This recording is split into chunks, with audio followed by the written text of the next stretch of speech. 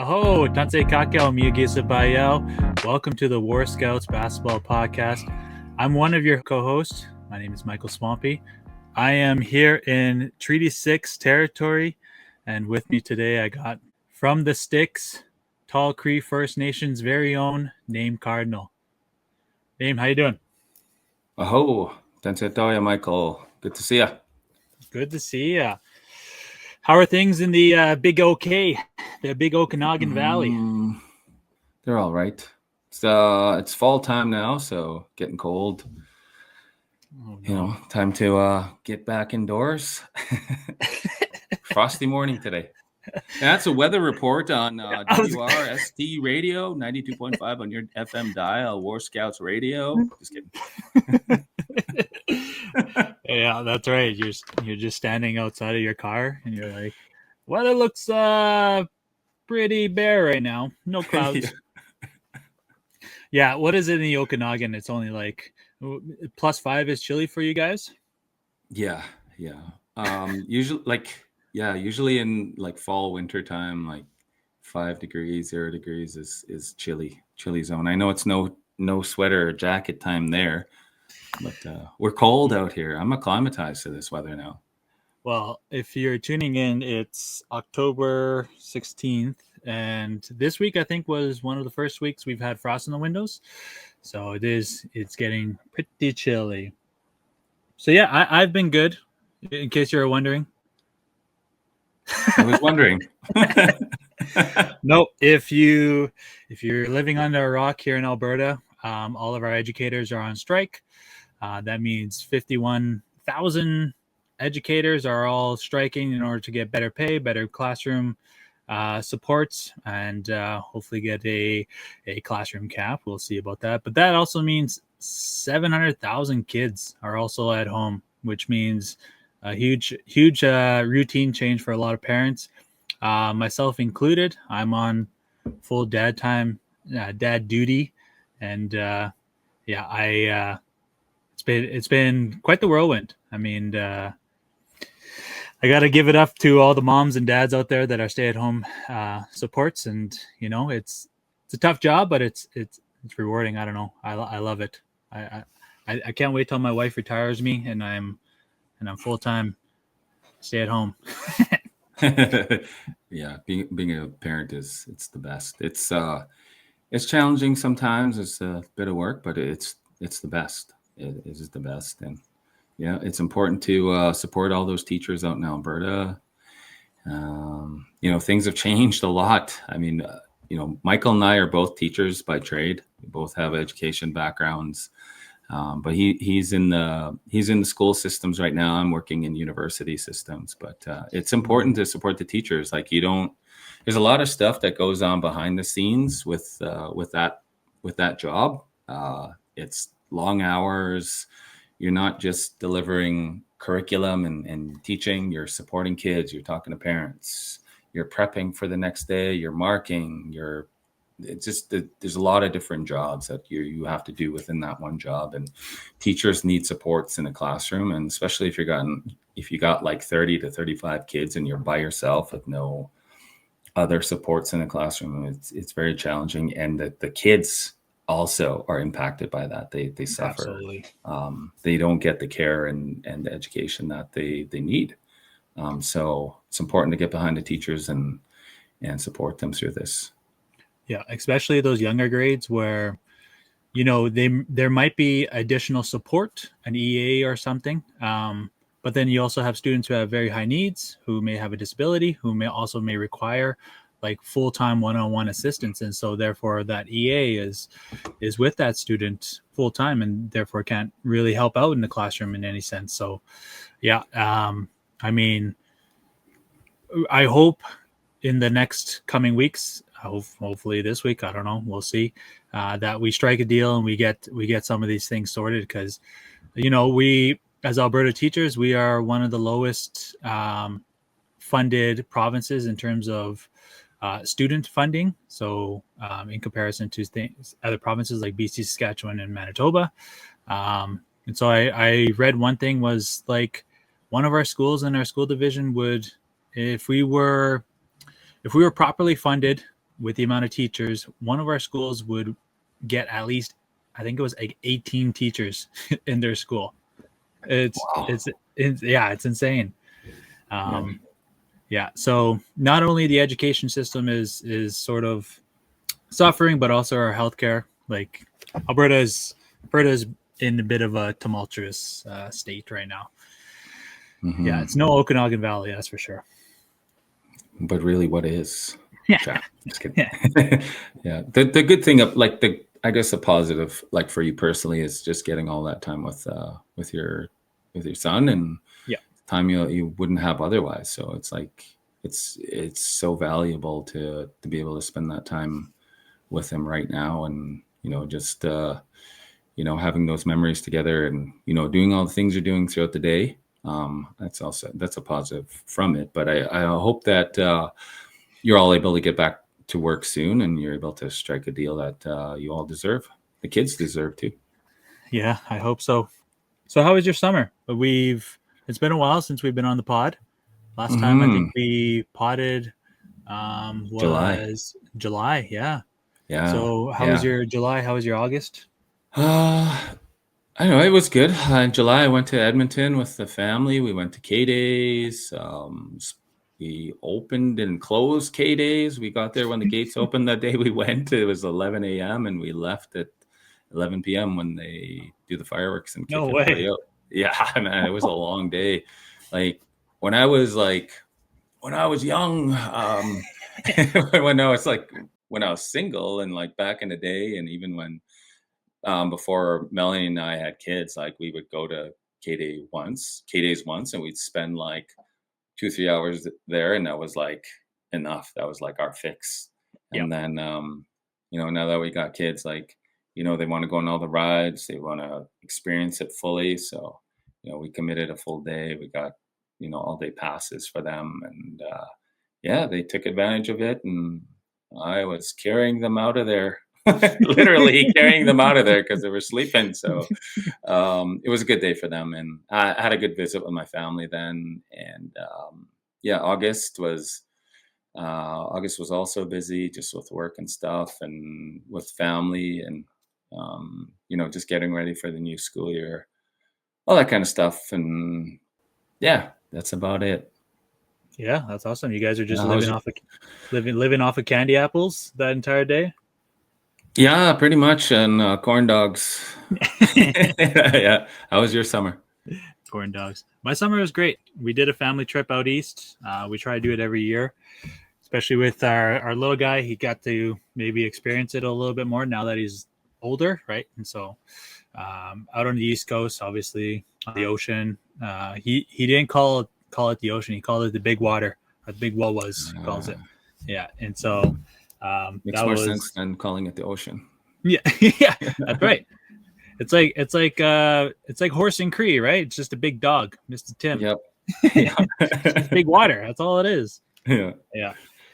Yeah. And other than that, when we came back straight into a tournament, we played out at the Alberta Masters Indigenous game, or the Masters Alberta Indigenous Games. Yeah, that was Meg. That was a unique experience for sure. It was good. And I say unique because, well, we played against Saskatchewan teams, we played some teams from up north. We played a team from Winnipeg in the final. Considering it is the Alberta Indigenous Games, you would assume that all the teams would be from Alberta. So, but I guess my question to you is, let's say every province has their own Indigenous games, whether it's Masters or youth. Should it be only those provincial teams? Well, I mean, that's a interesting question. I think like if you're going to do it like in every province, then keep it to the province, and then maybe you can look at having like a national championship based off of those results. I mean, that would be my only, approach to it. Otherwise, like, keeping it open is fun as well. But if you're going to have a national tournament, that I think that would be a good way of deciding who goes and represents the province. I think I think it would be cool to have almost sort of like, because Alberta has the Alberta Arctic Games, and so Alberta is able to compete with that with provinces and territories up north. But they also have like provincial teams, and so then those provincial teams go and play inside the nationals. Like, it would be unreal if we had, the Alberta Indigenous Games, BC, Saskatchewan, and then the winners of that went to Toronto. Or where was it hosted this year? The Masters. I think it was Quebec, or I'm not even sure. Yeah, I can't remember. I'm gonna take a look. Geez, squad. I'm gonna get my drink. I'll be right back. Yeah. Find it? Yep. Yeah. So the Masters Indigenous Games was hosted in Ottawa. Cool. I've never been to Ottawa before. Yeah. It'd be cool if, there was some sort of play down system where we were able to meet up with the top teams from each province, and then even like the top teams from the States, however they want to organize it. Yeah. And once again, I didn't get any invites to come and play. I'm just kidding. I was asked by a couple teams to go play, but I just wasn't in the state of mind to go play basketball at that time. Also, while I was in Edmonton earlier in September. We got rear-ended while I was with my sister, so it messed up my back, and just going through physio for that right now. Not asking for pity, but pity is welcome. I'm just kidding. Not only that, but you live in literally Okanagan, so yeah. How far is that? 10 hours from Edmonton? 10-hour drive. I mean, like the flight out there isn't, it's not super long. It's like just under an hour, but it can be expensive sometimes. Yes. You don't want to spend a full day driving each way. Yeah. From our last episode, we talked with Paul Sir, and we talked a bit about the 3x3. Did you get a chance to watch any of it? 3x3 that happened in Edmonton. Yeah, I did watch a little bit of it on YouTube. Mostly trying to spot you in the crowd. Yeah, I did catch some of it. It looked like the professional part that they streamed for the tournament looked really good. There were some really strong teams there, and it just it was really cool to see all these teams from all over the world come to Edmonton and competing. Some really good basketball players out there that you don't even hear about. Oh yeah, Team UB from Serbia was the team that ended up winning it, but those Serbian teams are just dominant in 3x3. Not only that, but they're also dominant at the national level too. They're, they have quite literally the best NBA player in the world currently, who might be behind Wemby for MVP this year. So, and Shea, I should say, sorry, Shea, our Canadian. But yeah, those Serbian teams are always really good. And when I went and watched, and I got to watch Amsterdam, who had one player, Delange, I think was his name, who was just a phenomenal player. He wasn't making a lot of his shots, and they played against Miami. Yeah. In the US. And so some really, really strong teams, but not only that, but there's also strong teams in the lower division, the men's division, the men's quest. That was really cool that they had some really solid teams. They had a team that ended up winning at Los Angeles. I talked with our 3x3 expert, Lee Dandifer, friend of the pod, and he said they were an amazing team. Because Lee played with Steve Sir, and if you don't know who Steve Sir or Lee are, they're sharpshooters who played professionally, and they didn't get a chance to play against that Los Angeles team. They were on the other side, but Lee said that Los Angeles team was just unreal. Wow. States teams, yeah. Or FIBA 3x3 insider Lee Dandifer. Come on the pod. Come on the pod, Lee. Mike's old teammate. They used to sit on the bus together, and those were long road trips to Grand Prairie and back. To Briarcrest. Briarcrest. The beautiful Briarcrest. Yeah. Lee's a great basketball player, and happy for all the success that he's had, because he's come a long way, and we've both known him for a long time. He was your teammate, so obviously, you introduced me to him, and really great to see people making their dreams come true. Well, we talked about Lee the one podcast because he had his first opportunity to play in a res tournament this past year, which I unfortunately wasn't able to attend, but hopefully we'll get him out to more res tourneys. Yeah. I love the 3x3 game and enjoy watching the tournament. I follow this guy on Instagram. His Instagram is like How to Hoop Forever.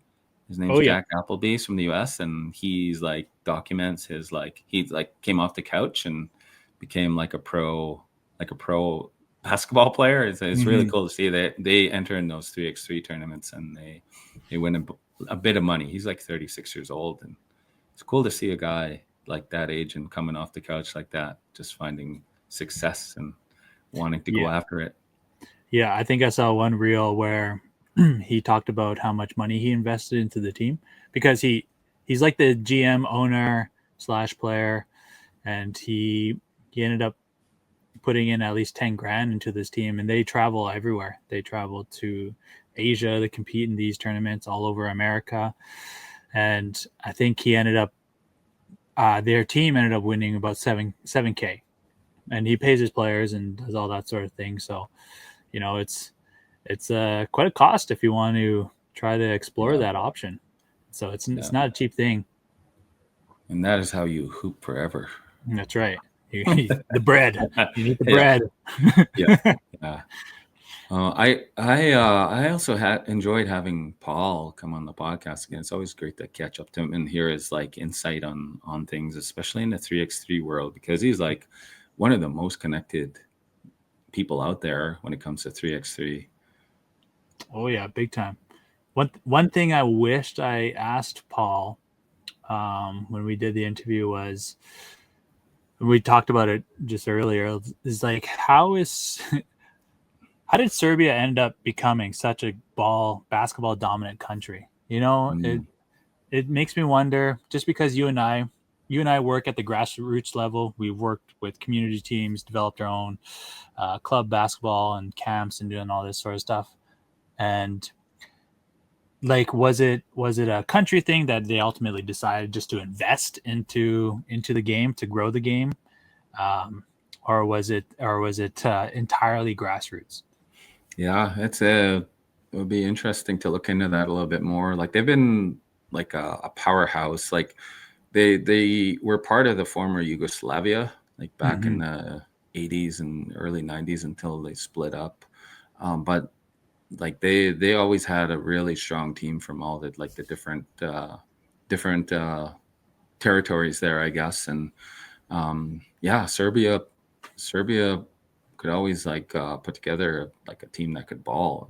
It'd be interesting to find out how they what efforts they made to get to this point where they're at right now. So I guess a part of that would be just they developed a rich history of basketball inside their country. That kind of leads me into my next question. You had in your notes just basic discussion, and I wasn't entirely sure what that meant, but I did have one. Go for it. Go for it. I did have one question, and it's been kind of it's been in my brain for a while, just because of sort of where society is at. We're almost at a point where people are beginning to reconsider things like you saw in the States, the removal of DEI, right? Diversity, equity, inclusion. You saw things, even in Canada, we do line acknowledgements for almost everything. And people are starting to second guess it, I guess you can say. So my question is, we have 3 NBA players that are Indigenous. We have Lindy Waters, we have Marshawn Beauchamp, and we have Kyrie.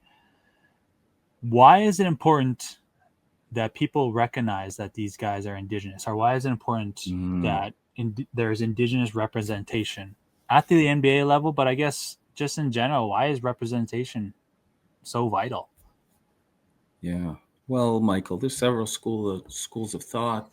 Just kidding. No, that's what I want. I want to dock your name out of this. Yeah, well, I think like United States provides a like obviously a different context than here in where we are right now in Canada, just in terms of where people's mindsets are around like things like truth and reconciliation Mm. and understanding the history, and also like the importance of representation of different communities and diversity, and especially us being First Nations people, being Indigenous, being from this land, and having things happen the way they did through colonialism and the historical and contemporary impacts of those different ways that colonialism shows up, has put us in a position of we often talk about things like generational wealth for people, Hmm. but for a lot of like our people, First Nations, for Indigenous people, because of that historical context and narrative of the way things happened in Canada and the United States, it's also created like generational poverty for us. Yeah. And yeah, so we're um we're healing from all this trauma and all these experiences with colonialism, and reconnecting to our culture, our history, language.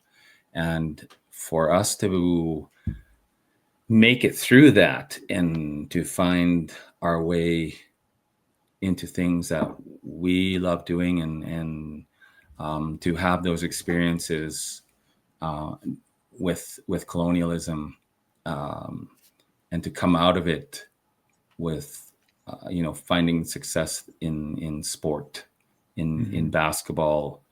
There's a lot of things you can say about sport and all of that, but I mean, for us to be able to do things that we love and find success in it, I mean, I think it's important for our communities to be able to see that we're representing them. And you can look at it from a lot of different lenses, like the lens of generational thinking, where you're thinking about all those things your ancestors went through, but you're also your like future descendants of like, this is how they're going to see me now, and the doors that have been opened for them. So um I think in terms of that lens, it's important, because those young people that are coming up are going to see, okay, well, those guys, or those people, they were able to get through all of that through this common experience that we share,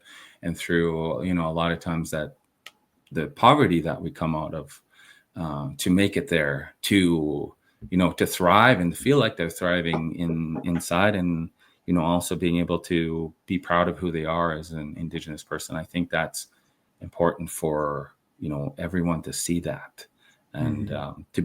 to represent that story that we have, and that the historical struggle that was created because of colonialism. For us to be able to kind of rise up out of that is important. Yeah. Yeah. I think, long story short, you could have just said, "Oh, I don't know, 450 years of cultural genocide." No, I'm just kidding. But I mean, that's one of the sad realities, is that that's quite literally what we experienced here in Canada.